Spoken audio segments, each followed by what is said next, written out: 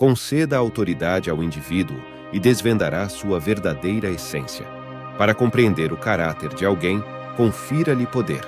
Algumas pessoas, ao progredirem, tendem a se desviar de seus princípios morais e éticos, negligenciando o conjunto de valores que adquiriram ao longo da vida. Passam a dar prioridade ao dinheiro, à influência e ao poder. Além disso, não é raro que comecem a menosprezar, humilhar e até oprimir aqueles que consideram inferiores. Entretanto, como Marco Aurélio, que foi reconhecido como o homem mais influente de seu tempo, não se deixou corromper pelo ego, pela vaidade ou pelo poder. O segredo reside na aplicação do estoicismo. Marco Aurélio, um dos mais proeminentes filósofos estoicos e imperador romano de 161 d.C. a 180 d.C., é conhecido como o último dos 5 bons imperadores. Seu governo ficou marcado como o período da Pax Romana, uma época de relativa paz em Roma que chegou ao fim com a morte de Marco Aurélio. O que fez Marco Aurélio tão notável?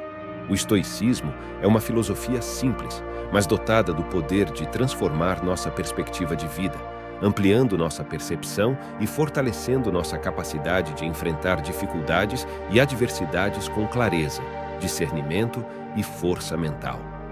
Exploraremos 7 dos ensinamentos de Marco Aurélio a partir de suas reflexões mais íntimas, conhecidas como meditações. E antes de continuarmos, gostaria de pedir que você deixasse um like no vídeo, pois isso ajuda a difundir a filosofia estoica para um público mais amplo. Nos comentários fixamos 2 links, caso queira ajudar ao canal adquirindo 22 papéis de parede estoicos para seu celular ou fazendo uma doação a partir de R$5. E se você não deseja perder nenhum de nossos conteúdos, inscreva-se no canal e ative o sininho. Escolha pelo que lutar. Os romanos basicamente não tinham conceito do mundo fora do Império Romano. Então, na visão deles, o imperador era efetivamente o único governante do mundo. O que tornou Marco Aurélio o homem mais poderoso da sua época, e nessa posição ele poderia ter tudo o que quisesse. A vida dos imperadores era basicamente um sinônimo de luxúria, vaidade e poder, e a única busca pela sabedoria era movida pela vaidade, como a prática de retórica, onde o conceito era aprender a argumentação persuasiva e assuntos para parecer mais inteligente e sábio que seus adversários, ganhando assim a admiração e idolatria de todos, ou seja, parecer inteligente, era mais importante que adquirir conhecimento e ética, e era isso que os imperadores romanos faziam. Eles se entregavam à vaidade e todos os prazeres que o dinheiro, sexo e bebida pudessem oferecer, assim qualquer vício que a mente pudesse considerar, estava ao alcance direto de Marco Aurélio. Além de sua fortuna pessoal, Marco Aurélio estava completamente livre para usar o dinheiro do império, mudar as leis, os costumes, ou até mesmo alterar a ética a seu favor. Ninguém ou nada o impediria. Ele não seria punido, nem colheria consequências de imediato para realizar seus desejos mais insanos, mesmo com tudo à mão. Marco Aurélio definiu pelo que lutar e seguiu no caminho da virtude.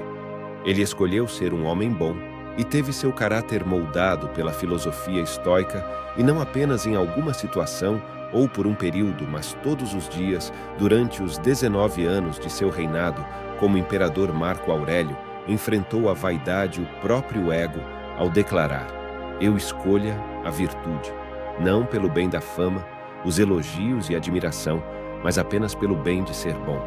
E essa atitude realmente tem valor. Imagine o contexto e considere: se você estivesse nessas circunstâncias por quase 20 anos, você conseguiria consistentemente, dia após dia, superar o monstro da tentação, sabendo que não haveria absolutamente nenhuma consequência. Não importando o que você escolhesse fazer, é impossível voltarmos ao passado para sabermos nossa verdadeira reação. Mas hoje vivemos cercados de tentações. Se não tivermos clareza pelo que lutar, é fácil cairmos na armadilha da vaidade, da bajulação, ou nos vícios que o dinheiro, preguiça e a luxúria podem oferecer. Talvez você queira ser um exemplo para seus filhos, uma criança pequena na família. Talvez seu porquê seja ser melhor em sua vida pessoal e crescer seu caráter, ter intimidade com Deus. Talvez seja servir ao seu casamento, sua família, se destacar profissionalmente. Tenha em mente seu porquê, e essa clareza será fundamental para reconhecer as ações de vaidade e luxúria que te fariam caminhar na contramão do seu caráter. 2. Realize seu potencial. Marco Aurélio acreditava em viver de acordo com a natureza, e ao falar de natureza, ele não se referia às plantas ou os animais, mas sim à ordem natural do universo. Viver de acordo com a natureza, o que era sinônimo de viver de maneira sábia e virtuosa. O estoicismo defende que os seres humanos são, antes de tudo, criaturas pensantes, capazes de exercer a razão, embora compartilhemos muitos instintos com outros animais nossa.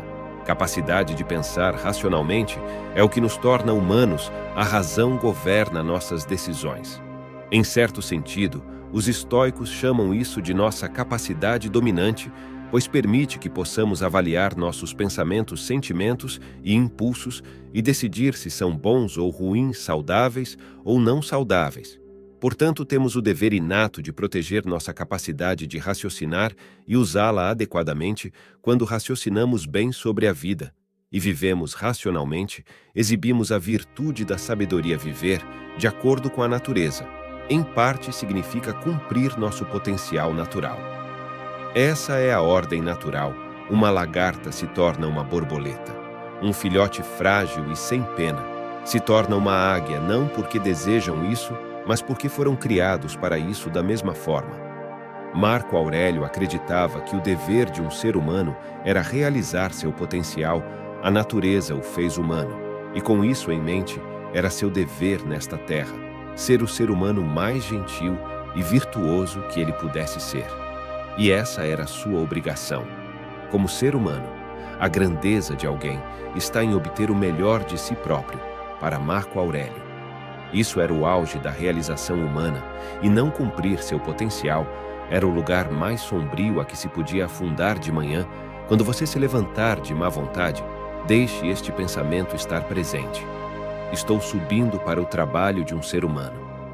Marco Aurélio. 3.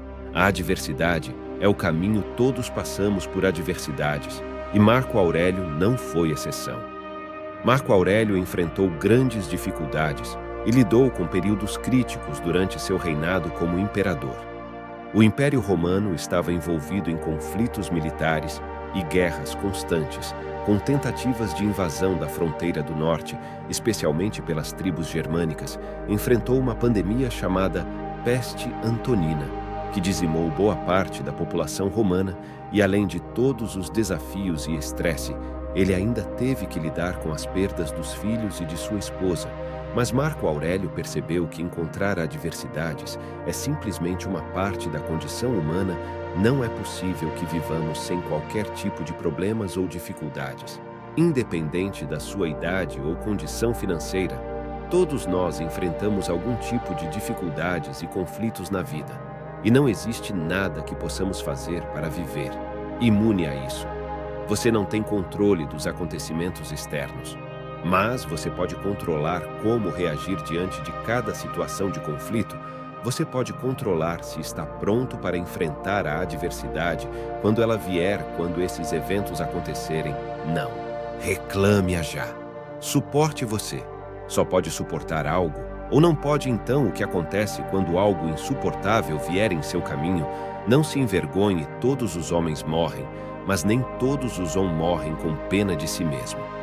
Marco Aurélio Aurenoense, que temos poder sobre nossas mentes e não sobre os eventos externos, e é nos conscientizando disso que encontramos forças para nos sentir capazes de enfrentar qualquer conflito. Em vez de reclamar ou questionar, sinta-se capaz por ter as ferramentas e o espírito de suportar e passar por isso. Aguente esses eventos como um homem corajoso, passe pela adversidade com bravura e saia do outro lado. Quando o fizer, perceba que essa suposta coisa ruim não era tão ruim. Afinal, era uma oportunidade de perseverar, de se superar, de continuar avançando. Marco Aurélio. O dinheiro é indiferente. Marco Aurélio era um homem de enorme riqueza.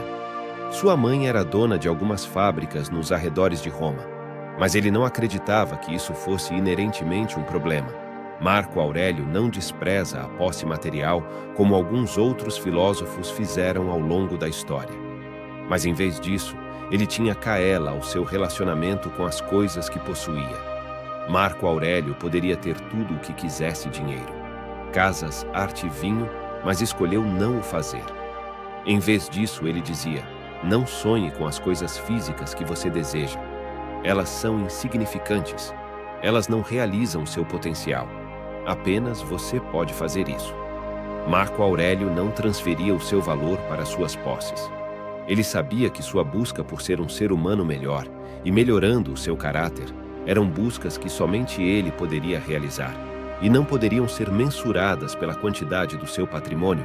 Muitas vezes, se perdemos o emprego, por exemplo, nos sentimos humilhados e fracassados, mas nosso valor não pode ser depositado ou transferido para nossos bens materiais. Claro que todos querem ter a dignidade de um trabalho e uma vida ética, mas não podemos deixar que um infortúnio ou alguma dificuldade defina nosso valor como ser humano da mesma forma do lado positivo. Quando tudo vai muito bem, começamos a relacionar nosso patrimônio e dinheiro com o nosso valor pessoal. Reflita sobre o que você tem e valorize essas coisas. Lembre-se do quanto você as desejava quando ainda não as tinha, mas tome cuidado.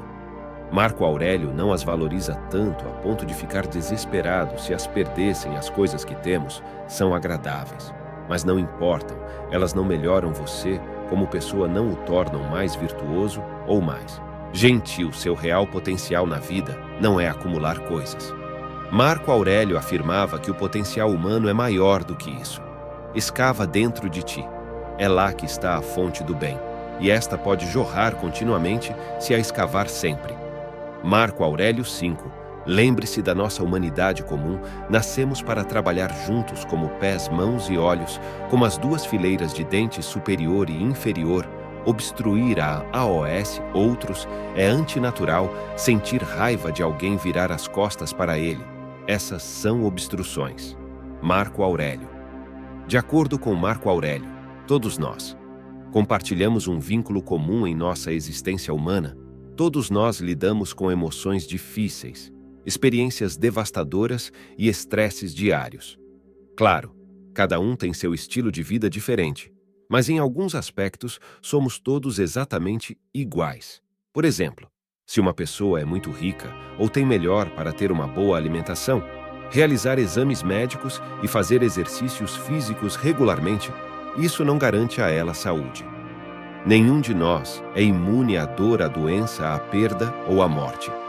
Nós, seres humanos, somos naturalmente criaturas sociais, e através desse convívio social que surgem as mudanças e evoluímos. Por isso, quando Marco Aurélio se deparava com uma pessoa sem vergonha ou difícil, ele se perguntava: um mundo sem falta de vergonha.